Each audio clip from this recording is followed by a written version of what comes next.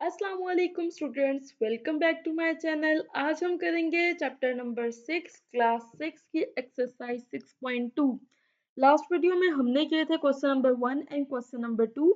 इस वीडियो में हम करेंगे question number 3 and question number 4, तो हमारी एक्सरसाइज हो जाएगी कंप्लीट। तो अगर आप लोगों ने फर्स्ट 2 क्वेश्चंस को नहीं देखा है तो आप इसी प्लेलिस्ट में इससे पिछली वीडियो को देख सकते हैं, जो कि आपको प्लेलिस्ट आई के बटन में और डिस्क्रिप्शन बॉक्स में भी मिल जाएगी। ओके, हम स्टार्ट करते हैं क्वेश्चन नंबर 3 से। तो सबसे पहले हम लोग स्टेटमेंट को पढ़ते हैं। Right the values of unknown which satisfy the following statement. तो हम लोगों ने क्या करना है, इनको कंप्लीट करना है, फॉलोइंग स्टेटमेंट्स को सेटिस्फाई करना है।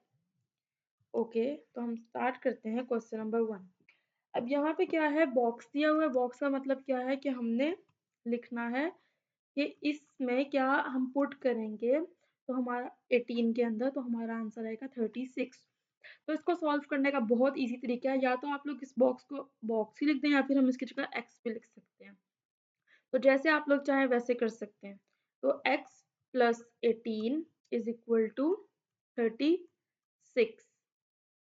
ओके, तो अब यहाँ पे हम लोग क्या करेंगे, ये जो x है ना, हम कैसे मैथ्स में सॉल्व करते हैं कि हम x को हम यहीं पे रहने देते हैं और 36 भी यहीं पे है, और जो 18 इधर है ना, वो इधर इज इक्वल टू के इस तरफ जाएगा, तो ये क्या हो जाएगा, प्लस का 18 है तो क्या हो जाएगा यहाँ पे माइनस का 18।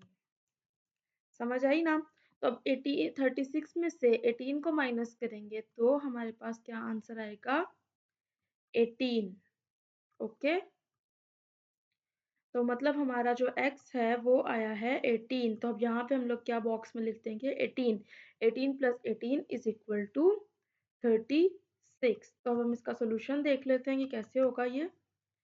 इस तरह subtract the both sides from the 18, क्योंकि हम लोग मैथ्स का ये रूल है, जो हम लोग स्टेप मिस कर देते हैं। मोस्टली टीचर्स मेरी तरह ही क्वेश्चंस करवाते हैं, लेकिन अगर इसे डीपली तो समझना, तो क्या होता है ये कि हम लोग इस साइड से भी 18 को माइनस करते हैं और इस साइड से भी 18 को माइनस करते हैं। ठीक है, तो 18 36 में से हमने 18 को माइनस किया, 18 आंसर आया। ओके, तो नेक्स्ट क्वेश्चन है 3/5 और इधर बॉक्स है और 10, तो हमने इस बॉक्स की वैल्यू निकालनी है। तो इसमें क्या होते हैं, सम ऑफ प्रोडक्ट ऑफ POE हम कहते हैं इसे, इज इक्वल टू,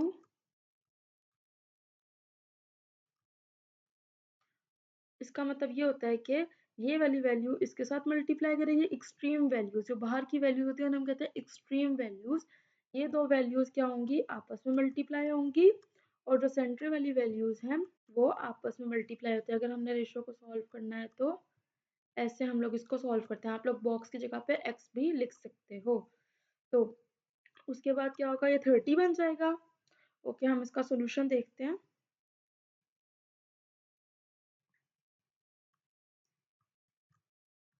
तो कन्वर्ट, पहले हमने इसको फ्रैक्शन में कन्वर्ट कर लिया।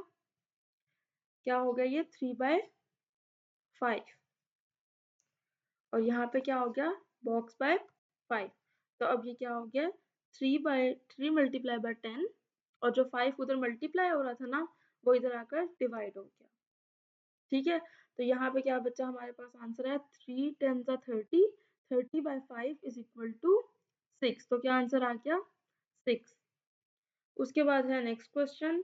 अब इसमें क्या है, परसेंटेज दी हुई 20% ऑफ 2000।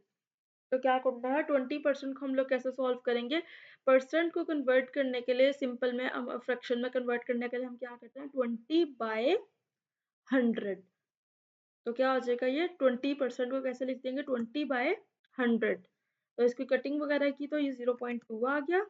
फिर क्या हो रहा है, 0.2 ऑफ की जगह पे क्या आ जाएगा, मल्टीप्लाई, और 20,000 इज इक्वल टू 400। तो बॉक्स में क्या आएगा, 400। नेक्स्ट क्वेश्चन है 2/5 plus box is equal to 1/5। तो भीतर भी हमें फ्रैक्शन दी हुई है, तो हम लोग क्या करेंगे, इसमें एलसीएम लेंगे, और 2/5 को इधर ही रहने देंगे, उधर ले जाएंगे और बॉक्स को हम लोग इधर ही रहने देंगे। तो 2/5 जब उधर जाएगा तो वो क्या हो जाएगी वैल्यू नेगेटिव की। Move 2/5 to right. अब 1/, बॉक्स इधर ही रह गया, 1/10 माइनस 2/5 हमने इसको मूव कर दिया तो वो प्लस की वैल्यू थी 2/5, इधर आके वो क्या हो गई माइनस की। फिर हमने लिया इसका एलसीएम। एलसीएम लेने के लिए हम लोगों ने क्या किया, जो बड़ी वैल्यू थी ये 10 थी ना, इसका डिनोमिनेटर 10 था ना और इसका 5 है, तो हमने क्या किया 2/5 को हमने सोचा कि हम इस 5 को भी क्या बना देते हैं 10। तो 5 10 कैसे बनेगा, अगर हम इसको मल्टीप्लाई कर देंगे 2 से। तो मैथ्स में हम सिर्फ 2 तो ना लगा सकते, तो हमें ऊपर भी 2 से मल्टीप्लाई करना पड़ेगा, ताकि जैसे आप लोगों ने देखा है ना कि 2/2 होता है तो वो क्या बन जाता है कट होके 1। तो ये वही कॉन्सेप्ट है कि हमने 2/2 लिख दिया ताकि हमारी इक्वेशन पे फर्क ना पड़े, तो हमने इसको क्या बन गया ये 4/10। अब इसको हम लोगों ने क्या कर दिया एलसीएम ले लिया, 1/10 माइनस 2/5 को हमने क्या लिख दिया 4/10। अब 1 में से 4 गया तो क्या बन गया, ये देखें 1/10 था ना और यहाँ पे क्या है माइनस, तो अब क्या हुआ, अब हम इसे सॉल्व करेंगे 1 माइनस 4/10, तो अब ये क्या आ गया -3/10। ठीक है, नेक्स्ट क्वेश्चन देखते हैं। तो आंसर आ गया। नेक्स्ट क्वेश्चन क्या है, नेक्स्ट क्वेश्चन भी जो लास्ट हमने क्वेश्चन किया बिल्कुल उसी तरह है, इसमें भी क्या है 7/11 है और 1/22 है, फिर से हमने बॉक्स की वैल्यू करनी है। तो इसमें भी हम क्या करते हैं जल्दी से, हम इसको 7/11 को भी हम लोग क्या बना देते हैं, नीचे 11 है और इसका डिनोमिनेटर क्या है 22, तो हम इसका भी क्या बना देते हैं 22। तो कैसे बनेगा, 11 को मल्टीप्लाई करेंगे 2 से तो हमें 7 को भी मल्टीप्लाई करना पड़ेगा 2 से।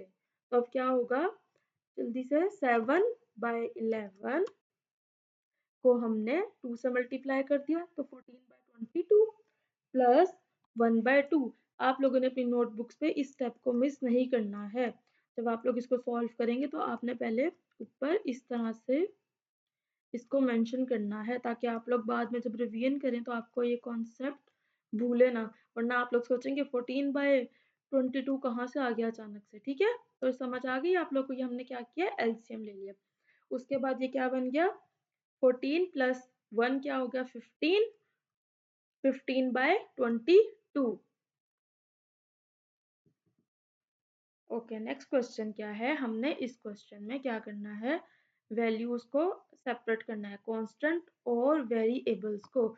तो आप लोगों को पता है कि कांस्टेंट क्या होते हैं और वेरिएबल्स क्या होते हैं, अगर नहीं पता तो पहले हम इस कॉन्सेप्ट को अंडरस्टैंड करते हैं कॉन्स्टेंट्स क्या होते हैं और वेरिएबल क्या होते हैं। तो आप लोग अपनी बुक के पेज नंबर 85 पर आ जाएं और यहाँ पर लिखी हुई है वेरिएबल एंड कांस्टेंट की definition. We know that in algebra, both the numerals and the letters of alphabet A, B, C up to Z are used. These letters or alphabet do not have a fixed value.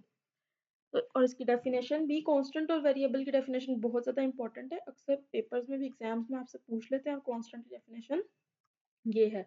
अब variable वो values होती हैं जिनको हम लोग change कर सकते हैं, मतलब वेरिएबल की वैल्यू क्या होती है फिक्स नहीं होती। बस आपने यही रख लेना माइंड में कि वेरिएबल जो होता है उनकी वैल्यू फिक्स नहीं होती है और जो कांस्टेंट होते हैं उनकी वैल्यू फिक्स होती है। Constant is the quantity whose value remain unchanged, मतलब उनकी वैल्यू क्या होती है फिक्स्ड होती है। तो वेरिएबल, अब क्या करेंगे, नीचे इन्होंने हमें एग्जांपल दी हुई है, हम पहले इसको ही देख लेते हैं। एक्सप्रेशन दिया हुआ है, इसमें से हमने वेरिएबल और कांस्टेंट को सेपरेट करना है। तो फर्स्ट एक्सप्रेशन क्या है n + 8 = 7। तो वेरिएबल क्या हो गया n, क्योंकि n की वैल्यू तो कुछ भी हो सकती है ना, n तो 4 भी हो सकता है 5 भी हो सकता है, क्योंकि हमें n की वैल्यू नहीं पता, फिक्स नहीं है। जैसे हम लोग अपने क्वेश्चंस में x को यूज कर लेते हैं, इसी तरह हमने यहाँ पे n ले लिया, लेकिन जो 8 और 7 है ये तो फिक्स वैल्यूज है ना नंबर्स, तो ये क्या होंगे कांस्टेंट। नेक्स्ट में क्या है m और n जो है वो वेरिएबल है और 4 क्या है कांस्टेंट। l - 4 = 34, l क्या है वेरिएबल और -4 और 34 क्या हो गया कांस्टेंट। तो जल्दी से हम अपने क्वेश्चन नंबर 4 को जल्दी से सॉल्व कर लेते हैं। हम चलते हैं अब सोल्यूशन की तरफ। तो फर्स्ट क्वेश्चन में जल्दी से पहले आप लोग बताएं, n plus 9 is equal to 0। Constant क्या है? 9 और वेरिएबल क्या है? n। ओके, और 0 भी ठीक है, कांस्टेंट है और वेरिएबल क्या है? n। Next question, 7 plus 2 is equal to 9। तो इसमें कांस्टेंट क्या है? 2, 9। और कुछ बुक्स में क्या है कि 7 को भी कांस्टेंट कहा हुआ है और कुछ बुक्स में 7 को कांस्टेंट नहीं कहा हुआ है। तो ये आप लोगों की अपनी चॉइस है, क्योंकि जब भी वेरिएबल के साथ कोई भी नंबर आ जाता है ना, तो वो क्या होता है?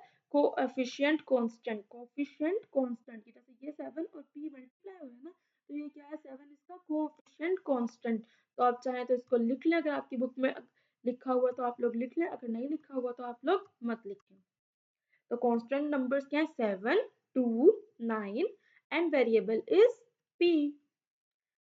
Part next, 1/3 xy। तो इसमें क्या है?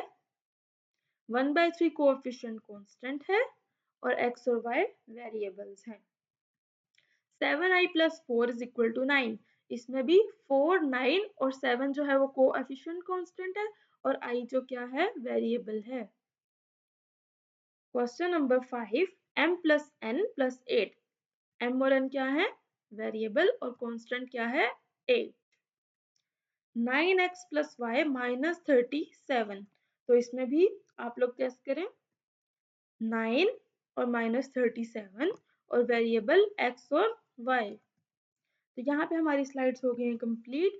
अगर आपको कोई भी कंफ्यूजन हो तो आप लोग कमेंट बॉक्स में मुझसे पूछ सकते हैं, और आप लोग बताएं कि आप लोग इसको कैसे सॉल्व करेंगे। कमेंट बॉक्स में आप लोग कांस्टेंट को, कोएफिशिएंट कांस्टेंट को भी राइट करेंगे या नहीं करेंगे, और आप लोग की बुक्स में किस तरह से दिया हो कमेंट बॉक्स में जल्दी से बताएं। नेक्स्ट वीडियो में हम लोग करेंगे एक्सरसाइज 6.3, जो इसी प्लेलिस्ट का पार्ट होगी। And thanks for watching.